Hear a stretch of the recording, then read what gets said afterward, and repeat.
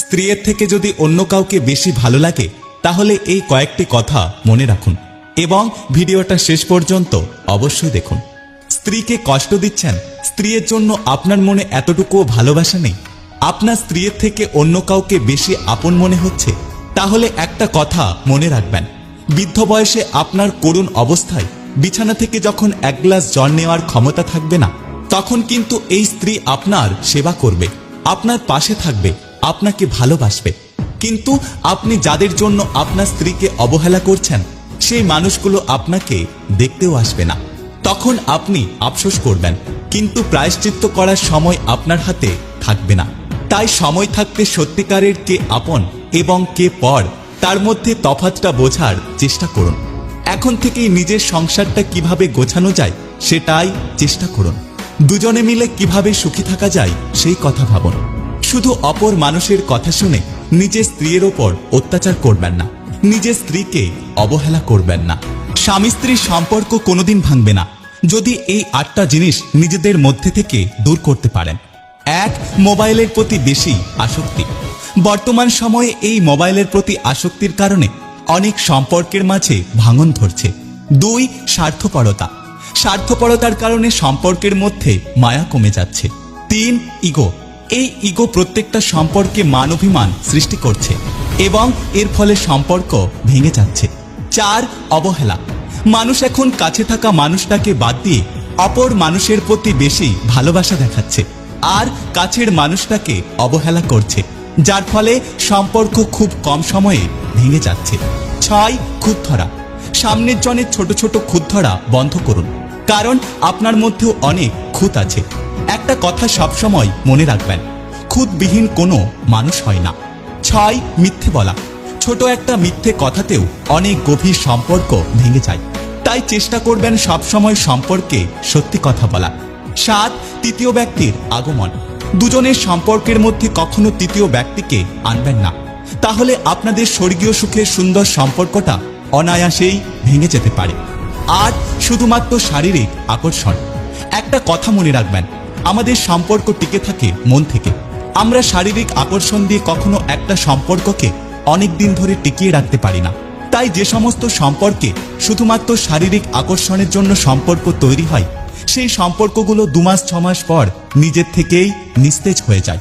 টাকা দিয়ে সবকিছু কেনা যায়, তবে ভালোবাসা নয়। দূরবীন দিয়ে সবকিছু দেখা যায়, তবে হৃদয় নয়।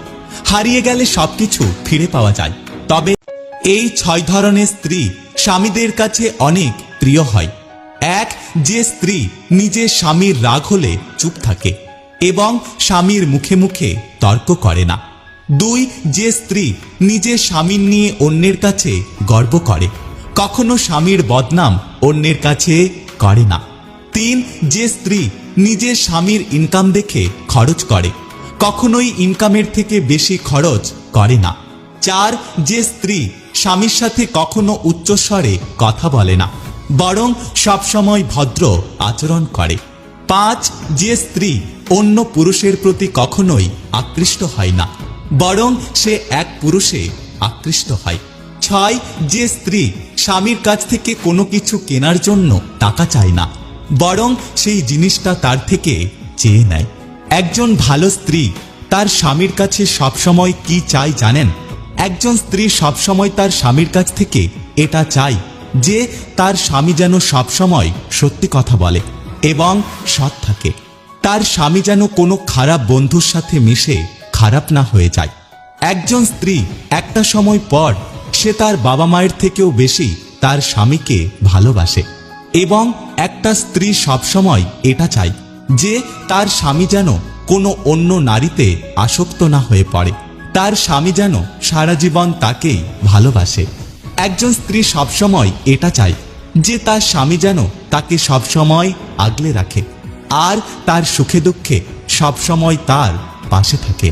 কাউকে বেশি দেখো না, তাকে খুব বেশি মনে পড়বে। কাউকে কষ্ট দিও না, পরে তোমাকে নিজেকেই কষ্ট পেতে হবে। আর কাউকে কাছে পেয়ে হারিও না, পরে সারা জীবন তোমাকে আফসোস করতে হবে।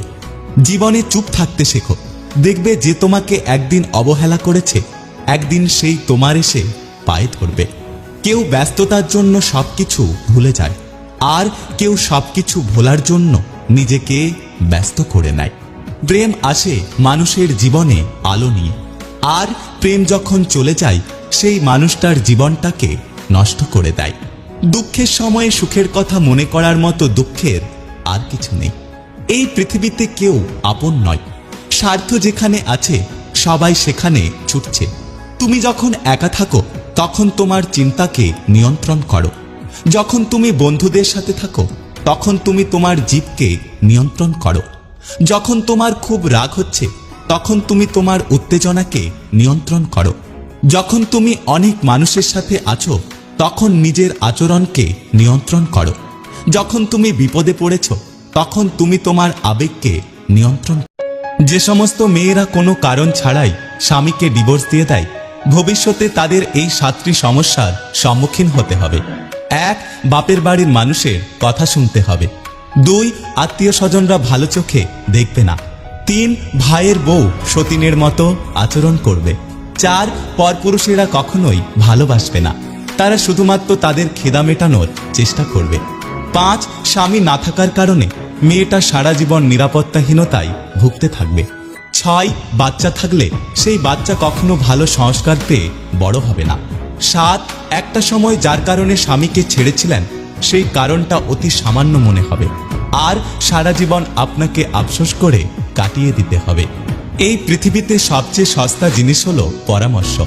একজনের কাছে চাইলে 10 জন দেয়, আর সবচেয়ে দামি জিনিস হলো সাহায্য। 10 জনের কাছে চাইলে একজনের কাছেও পাওয়া যায় না। কিছু মেনে নেওয়া আর কিছু মানিয়ে নেওয়ার মধ্যেই আমাদের জীবনগুলো সুন্দর হয়। মানুষের জীবন হলো একটা অসমাপ্ত উপন্যাস, যার শেষ কেউ কখনো লিখতে পারে না। ডিপ্রেশন আমাদের জীবনের পার্ট অফ লাইফ, আর ডিপ্রেশন কাটিয়ে জীবনে এগিয়ে যাওয়াটা হলো আর্ট অফ লাইফ। আমাদের জীবন হলো জলের নৌকা, কখনো সুখের পাল তোলে, কখনো দুঃখের স্রোতে ভাসে, কখনো ছুটে যায় ভালোবাসার টানে, আবার কখনো থেমে যায় অজানা অভিমানে। প্রিয় মানুষকে এইভাবে ভালোবাসলে সে আপনার জন্য পাগল হয়ে যাবে, সে আপনাকে কখনো ছেড়ে যাবে না। এক প্রিয় মানুষকে কখনোই ভালোবাসার বাঁধনে বেঁধে রাখার চেষ্টা করবেন না। তাকে মাঝে মাঝে অল্প স্বাধীনতা দিন, যাতে সে নিজেকে স্বাধীন মনে করে। 2 মাঝে মাঝে আপনার প্রিয় মানুষটার একটু প্রশংসা করুন, তাকে নিয়ে অন্যের কাছে গর্ব করুন। মাঝে মাঝে বলুন যে আপনি তাকে পেয়ে অনেক ভাগ্যবান। 3 মাঝে মাঝে তাকে ছোটখাটো উপহার দিন, কারণ যে আপনাকে প্রকৃত ভালোবাসবে সে আপনার এই ছোটখাটো উপহার পেয়ে অনেক বেশি খুশি হবে। 4 আপনার প্রিয় মানুষকে সম্মান করুন এবং তার বাবা মা এবং আত্মীয় প্রিয়জন বা আপনার প্রিয় মানুষ যাদেরকে ভালোবাসেন তাদেরকেও সম্মান করুন। দেখবেন আপনার প্রিয় মানুষটি আপনার কাছে থেকে যেতে বাধ্য হবে, সে কখনোই আপনাকে ছেড়ে চলে যাবে না। বিশ্বাস তাকেই করো যে তোমাকে কষ্ট দিয়েও নিজেকে অপরাধী মনে করে, আর ভালো তাকেই বাসো যার ভেতরে সারাক্ষণ তোমাকে হারানোর ভয় থাকে। জীবন ঠিক ততটা দীর্ঘ নয় যতটা আমরা মনে করি। সময়কে কখনো ধরে রাখা যায় না, কিন্তু সময়কে মনে রাখা যায়।